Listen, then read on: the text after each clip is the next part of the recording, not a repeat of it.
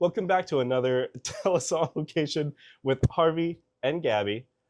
Gabby is behind the camera and I am Harvey. Today we're joined by Jyn-Ting Ying, a musician, a composer, artist here in Edmonton, Alberta. So thank you for joining us. Yeah, thank you for having me. So I went through your StoryHive, your Spotify, and I really love all the different genres you mix together. So you do a bit of electronic and a bit of piano, and I love how you combine them all together. But you actually started off early on with classical piano for 12 years, is that right? Yes, correct. Tell me a little bit about that. How'd you get started in piano? Well, I got started in piano because I got put into piano lessons, which I think is an age as old as time. And then I stuck to it for a really long time. I was really fortunate to have a educator that really worked with me and worked with my style of learning so that I was able to do that sort of classical curriculum while still being kind of a chaotic student. So very grateful for my teacher on that end. And then after doing that, I kind of I switched gears from there after that because I kind of got tired of doing classical, because classical has a reputation of not having a whole lot of opportunities for work if you specialize there and then don't expand out. So then when I finished that off and finished off my high school education, I went into McEwan University, which is a jazz program. And that's where I got my start in jazz and composition. So originally when you started piano, I'm guessing you didn't really enjoy it that much, or would you love it from the start and you were like, okay, this is something I want to do for the rest of it? Oh man, I loved piano. Oh, that was lucky. I know, I was that lucky kid that loved piano. Usually when parents force you into something, you like kind of hate it for a while. You can ask Gabby about his Kung Fu. So when you made that switch from classical piano to jazz, was it difficult for you? What was the, I don't know, did you find it kind of hard to do that? Absolutely. The learning curve was very steep because classical is more of a rigid style of music learning where you learn with just the sheet music that's in front of you and you play it exactly as written. And there is a very clear right or wrong on how you do that. When you go into jazz, it's a little bit more free form in the sense that you're given less of like an exact instruction manual on how to play the song and more of a like, here's the general end point you want to get to. And there are different endpoints, like a lot of people kind of like get to different endpoints. Here are all your pieces, figure it out. So it's like a lot more improvisational? I can't even say that word. That's improvisational. The word. You got it. Yeah, it's improvised. So that was like a really big learning curve for me as a student, which was really challenging. But I'm glad I learned it because it's a really important skill for composition and then also for some of the other work that I do. Did it kind of change your approach of like how to compose or make music? Yeah, absolutely. In what ways? Well, I think before, because when I was still doing a lot of classical music stuff, I really composed with how music worked in mind. And so I would kind of stick to these little rigid boxes that I learned how music was supposed to be. And that's the way I would compose. And there was a very little experimentation. Once I started doing more improvisation stuff, then I started having the bravery to experiment with stuff that's a little bit different. So experimenting and being comfortable with things that maybe don't always sound pretty, or experimenting with forms of music that can go outside of the box a little bit. And a lot of the songs on my album that you mentioned are because I kind of experimented with like the way music is supposed to be. I didn't confine myself to certain like conventions or certain sounds or certain styles, and I just kind of went with it. And learning improvisation really allowed me to access that and then to really use that to my advantage. So in like a way, it really helped you express a lot more of what you were feeling, like a lot more emotions. Yeah. Before. Okay, that's good. So about that album though, so I wanted to quickly talk about the title is "Where We Danced Still Dances with You." That's my solo piano That's your single. single. Yeah. I loved it so much. Is there a chance we can quickly listen to that? Just like a little peek, if you Yeah, have it. sure. I can. Just like just give it a. I don't know if. Just turn that up. Turn it up all the way. The bass is going to be wild.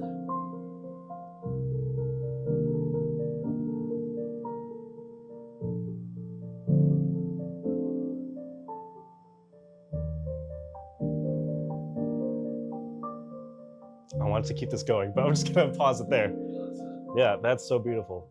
Ew. At the time when I wrote this one, so this one is probably my earliest release on my Spotify, so that would have been 2023. I was just coming back into doing some compositional work because I got kind of burnt out in my undergrad, so I hadn't really composed a lot since then, and so that was my first composition since coming back. And I wanted to write something that could show up in a video game if I wanted it to, and had the capabilities to loop a little bit. And later on in the song, actually, the meter changes. So this is some music theory nerd stuff, which is great. I love it. But Tell us more. But the meter changes a little bit, where instead of having 16 notes per grouping, I take away 4 of them and it becomes 12 notes per grouping.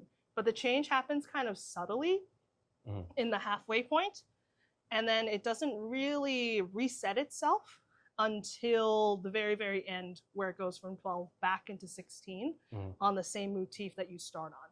So that motif that we kind of heard just now, there's that one, and then it goes into 12 and it comes back into 16. And I really liked playing around with that because it's one, it's fun for me as a music nerd. And then 2, it also almost viscerally creates the feeling of like, oh, something has changed and I didn't realize how much it changed until it was directly contrasted with the thing it started with. I love that. I love how you said that. I know that there's a little picture that you have where it's just like a field of wind and grass, and I feel like it captivated that scene very well. How would you describe that?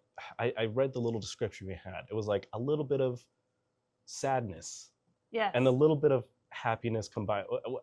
Do you want to tell me a little bit more about what you mean by that? I think it's wistful, and I think that's where the Studio Ghibli. Sorry, I'm so serious. I'm so professional. Ghibli Use one of those. It's the greatest influence of that. Mostly films like Spirited Away, especially. Spirited Away and Kiki's Delivery Service are probably my favorites of those, where it's wistful and it's kind of like settled and fantastical, but also there's like a hint of sadness, there's a hint of mourning that's like kind of hidden underneath all of this imagery that's happening. And that's kind of what I wanted to capture with that song, which is the happy and the sad, where it's like I've moved on now, but there's still little bits of that I kind of miss and wish I still had, or things that I look back on fondly, or maybe I'm not 100% over it. There's a lot of different ways it can be interpreted, and that's the cool thing about art. I think you captivated that very well in the track. Like, I really love it. I didn't know what to expect, but when I listened to it, like, I think it's the meter change you were talking about. I did get chills. If you have a chance at home to listen to this track, it is called, sorry, what was it called one more time? Where We Dance Still Dances Without You. Oh I also forget. It's a long name. Yeah, take a listen. So you said you kind of wanted that to be part of something that might be part of a film or video game, right? There are a few projects that I am on, like film-wise and game-wise, that I've been asked to be on, that kind of almost fill that niche for me already. That is so nice. Which is really exciting, but they're all under NDA, so we can't talk about it. Oh, man. Can't talk about them. Okay, so, but what I can say is that it is really, I'm really excited to work on all of those things. And the reason why I'm super excited is because a lot of those projects have really strong emotional cores. And that's something I really like to focus on with my compositional work, is to really pull out what that emotional core is, and then what does that emotional core sound like, and how can I pull that feeling from listeners to that. either enhance the narrative or enhance the gameplay, things like that. I think the game that I would love to do that with those emotional cores is probably Octopath Traveler. It's my favorite. I've heard about that. I don't know what that is. The second game is so good, and the soundtrack is absolutely stunning. The character themes in particular, the composer for that game is really, really intelligent and really clever, and down to the instrumentation and the way that those instruments are playing really tell the story of each of the characters that you follow, and you don't realize it until you've played through their stories in the entirety. But the theme foreshadows it the whole time, which is insane and incredible. I love it. Great piece of work. Play Octopath Traveler too. I'm gonna remember that too. I love in games, and like especially games when the music is almost part of the game itself. Oh yeah. Like I feel like a lot of games would be completely different without the, like Halo, for example. Like I feel like the soundtrack makes the game. Yeah. It doesn't feel as like ominous without that title screen track for sure. Yeah. So you've also performed at a lot of places too, is that right? And I think it was like retirement homes even. And what were some other places that you performed at? Oh, you did some big, not just retirement homes. That's my biggest breakout role. Catch me at the retirement home. Just that one. Sphere Center. But you've done like Spear Center, retirement homes, and like just a bunch of places. Like, did you have one specific place where you're like, this is where I want to perform? Ooh, oh man. I don't know if there was a particular venue that really struck me as like, I want to perform here all the time. But I am very fortunate to have performed in a lot of places. Like Harvey said, I did the Sphere Center, that was with a choir. We did the Messiah, which is a huge piece of work. We learned it in a month. It was really hard. Oh my God. And that hall is really beautiful, and I really like it. I've also performed in Chianti's. The most recent one is at Chianti's with Skirts of Fire. I did the stage at Together, that's Emily Chu ran. And then I've also done a couple of shows with the theater company that I'm a part of at the Grindstone. So I do a lot of different things, a lot of different kinds of performances. And all of the venues are really fun.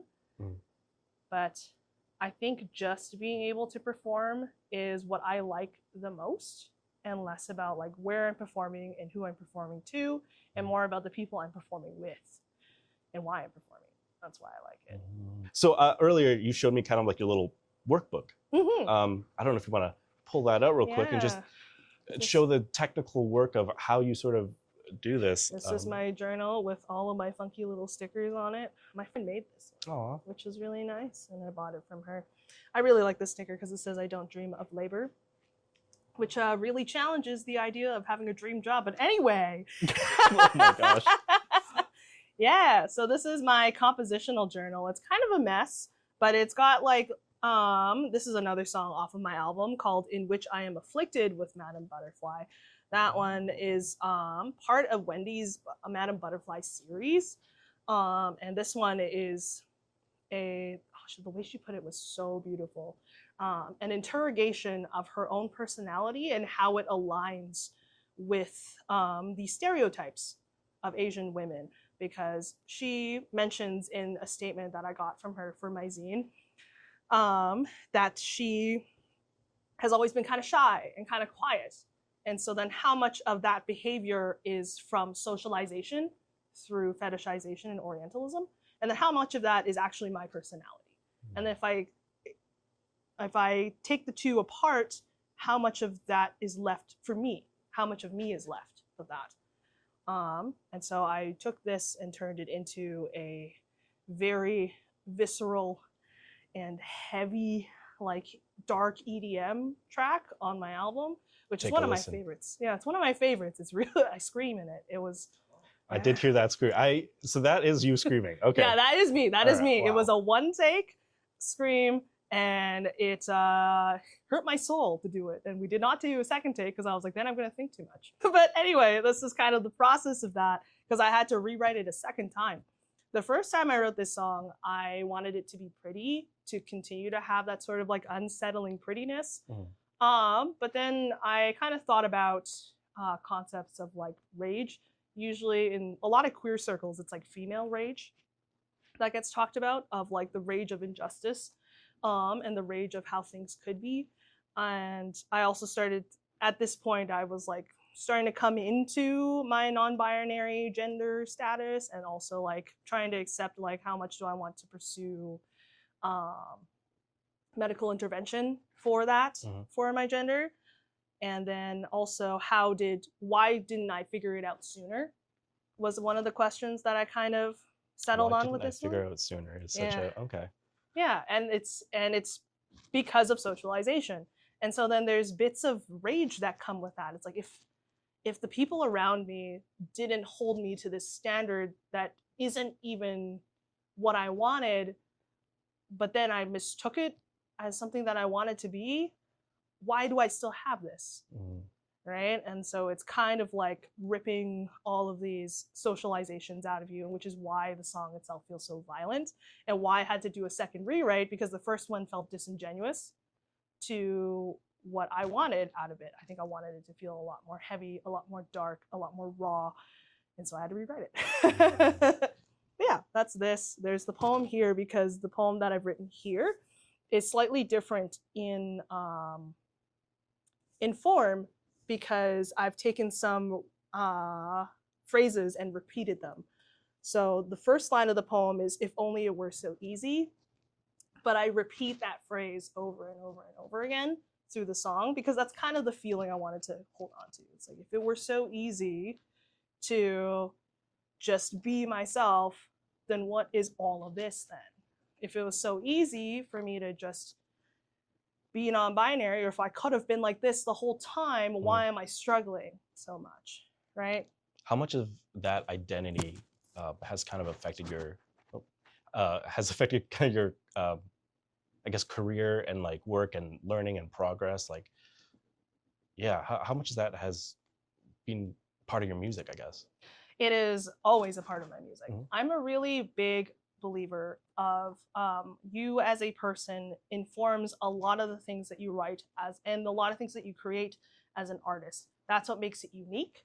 Not what you're doing, but who you are and who is doing it. And that's what makes it unique, right? So the reason why I wanted to take Wendy's poetry, even though it's all centered around Asian women's experiences, is because like I'm not an Asian woman in the sense that I don't identify as a woman anymore.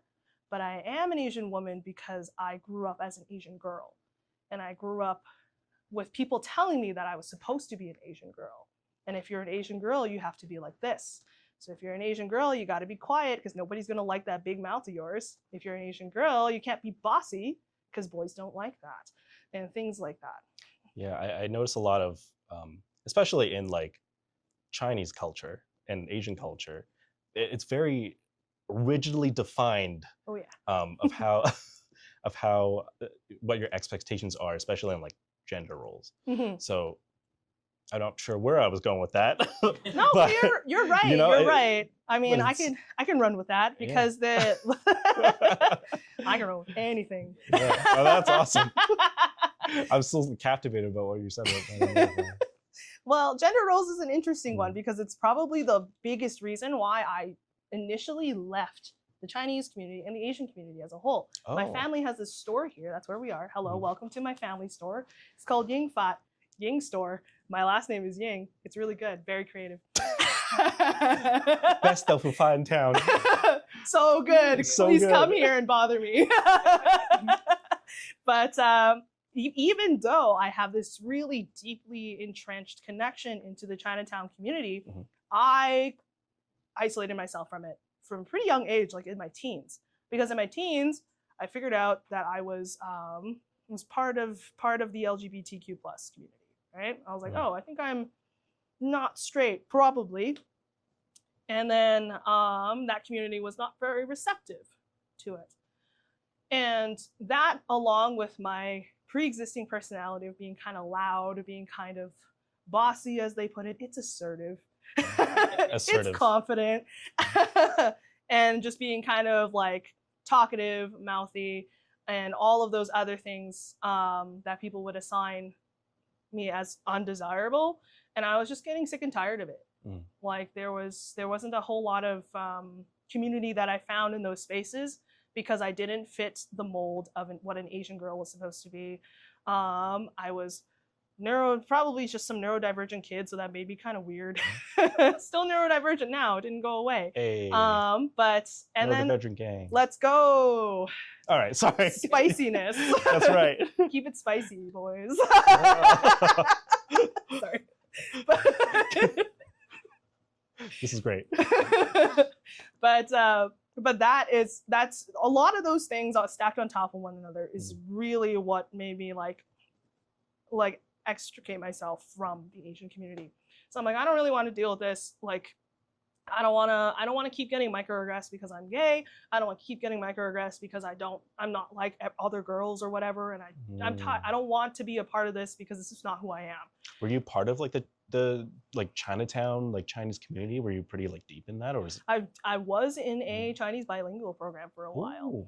And so yeah, kind of entrenched in it. I didn't do any of the extracurriculars in the area, but I kind of just started distancing myself from the community. And then when I was like an older teen and into my undergrad, I basically surrounded myself with only white people, and thus began my journey to beg for acceptance from my white peers. It's not a good look. It's a canon event, as they say. But It is a canon event. It's a very sad one. It's a sad. Yeah. Don't like it. It's not a good one to look at that. But that's so returning into the Asian community now has been really nice because I've entered in through arts. Yes, I have this connection through here, but then this connection only gets me to the elders and the part of the Asian community that still doesn't quite see me as who I feel I am. But the arts community does. So I kind of lived in that sort of like white, queer, and arts space for a bit. And in my undergrad was highly tumultuous because it was a very white male institution, and I was one of like 4 Asian people. I feel like no matter what kind of maybe immigrant you are, like there's this sort of like, I need to get accepted by like all these white people, and then you're kind of like, but I don't know anything about myself. And you start kind of that like journey of self-discovery. Yeah, you kind of do like a U-turn. And you come all the way back, which is like things you were ashamed of back in the game. Like now you're kind of embracing it. Yeah. And it's cool to be proud of your culture. It's not cringe. It's not cringe. It's not cringe. It's super cool actually because your culture is sick. That's right. Yeah. What was your family like? Like were they quite supportive of you back then, or was it like a bit of a struggle?